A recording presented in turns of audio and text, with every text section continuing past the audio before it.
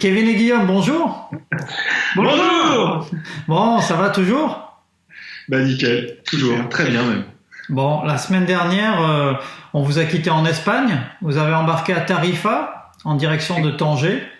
Et donc là, on arrive sur le continent africain. Je sais pas si c'est... Enfin, moi, c'est comme ça que je le ressens, mais est-ce qu'on peut dire que là, l'aventure, elle commence? C'est-à-dire qu'on arrive dans un autre continent qui est beaucoup plus sauvage, entre guillemets, que l'Espagne et le Portugal, qui sont quand même assez proches de l'Europe. Là, est-ce qu'on arrive dans un autre monde? Ah ouais, je pense que là, oui, ça y est, on a été... c'est la première fois dans le voyage qu'on a rencontré une telle différence sur tous les points de vue, la langue, la monnaie. Il n'y a plus de réseau cellulaire puisqu'on est sorti de l'Europe.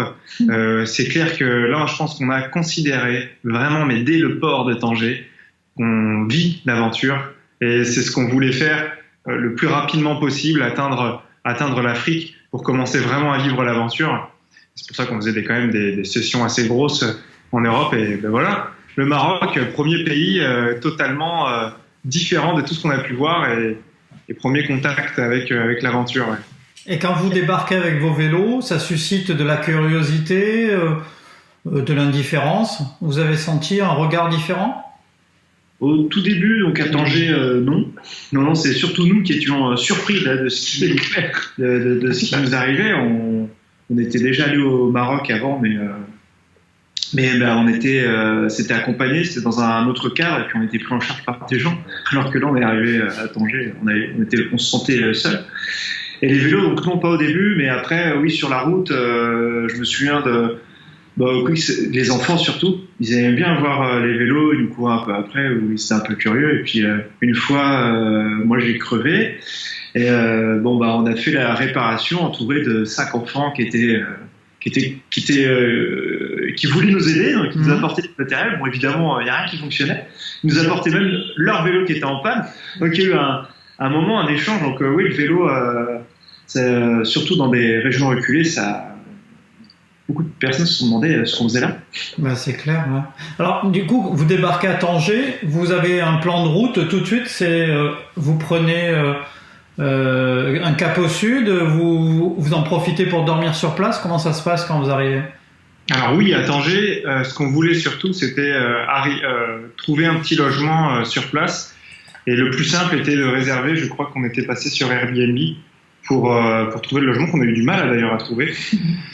De telle sorte à planifier les choses tranquille dans le pays, voir un petit peu ce qui retirer de l'argent, enfin tout le protocole habituel d'un changement de pays. Pour le coup, c'est la première fois qu'on fait véritablement ça, parce que il y a l'euro est partout, on captait. Là, on voulait voir si on pouvait avoir un téléphone, avoir une puce marocaine et comment retirer de l'argent.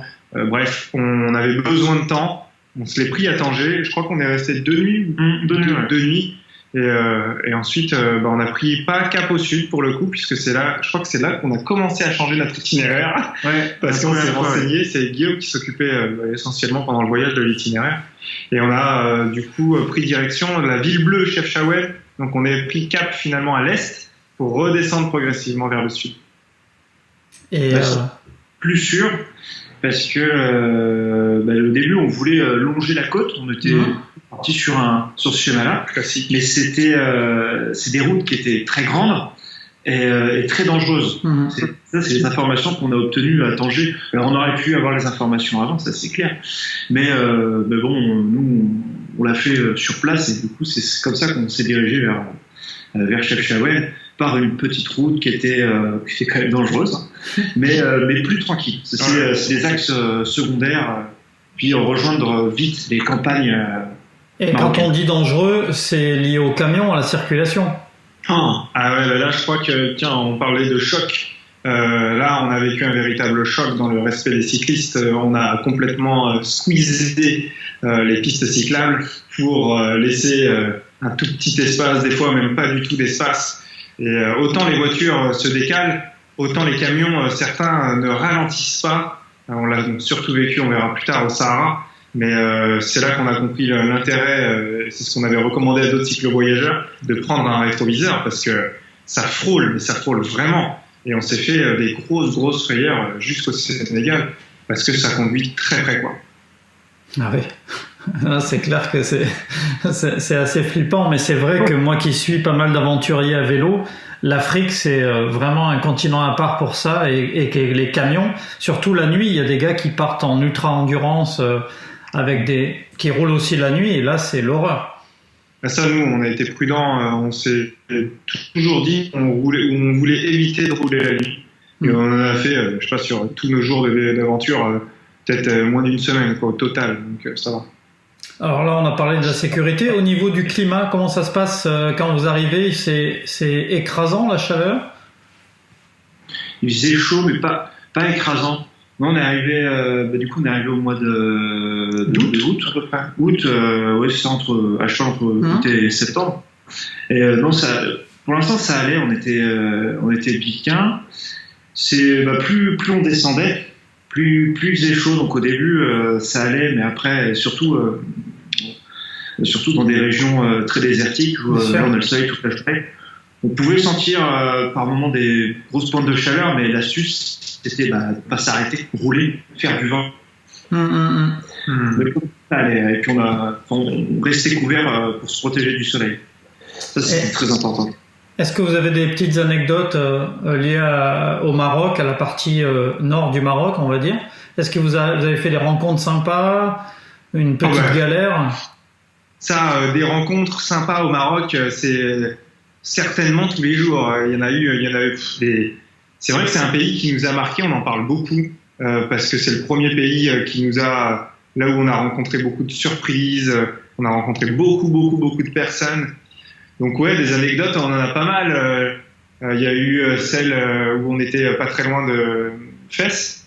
On allait prendre direction Rabat et Casablanca. Comment on a été... Moi, j'étais très malade. Vraiment, le monsieur... en fait, on a dormi. C'est un gardien d'antenne téléphonique. Il y en a beaucoup au Maroc. Et ils restent toute la nuit, ils font leur nuit pour éviter qu'il y ait des coupures ou de la dégradation. Et nous, on a dormi à côté. Ce monsieur nous a invités justement à dormir à l'intérieur de cet enclos barbelé. Il nous invite, il nous montre toutes les photos de sa famille, son mariage, tout ça. Nous, on voulait juste dormir, mais il nous a tenus pendant 3-4 heures peut-être. On s'est couché très tard. Et le matin, il nous dit « Venez déjeuner à la maison ». Et lui, il finit comme ça sa nuit. Et le matin, on va déjeuner chez lui. On fait demi-tour sur 8 bornes, je crois. On arrive chez lui et puis moi, je commence à me sentir très mal. Avant même de manger quoi que ce soit chez lui. Il nous fait un repas d'ailleurs, un petit déjeuner royal. Et c'était donc Youssef, voilà, il s'appelait Youssef. Il s'appelle toujours Youssef. Et je lui dis, ouais Youssef, est-ce que je peux rester m'allonger un petit peu chez toi parce que je me sens pas bien, quoi. Et lui il a dit, pas de problème. Et je m'allonge. Guillaume fait sa vie avec Youssef et sa femme Fatima, qui était d'ailleurs enceinte. Et moi, je me sens de moins en moins bien. C'est la vraie tourista qui arrive. Vraiment, je vomissais beaucoup. J'étais dans le mal. Et c'était assez fou parce que ce monsieur, Youssef, se levait pendant la nuit. Il mettait sa main sur mon front pour checker ma température, voir si tout allait bien. Pendant toute la nuit, il faisait ça, quoi. Incroyable. Puis le lendemain, ça allait un peu mieux. Et il était très, très soucieux. Il était très peiné, en fait, que ce soit produit sous son toit. Et on est resté en contact avec lui aujourd'hui. Voilà, on sait qu'il a un petit enfant. Et ça fait partie des grosses anecdotes me concernant, en tout cas, au Maroc. Ouais, c'est vrai que c'est touchant. Ce sont des petites attentions, mais elles sont décuplées par ton état de santé, ton état psychique un peu en détresse. Et du coup, cette attention fait que ça devient un fait touchant.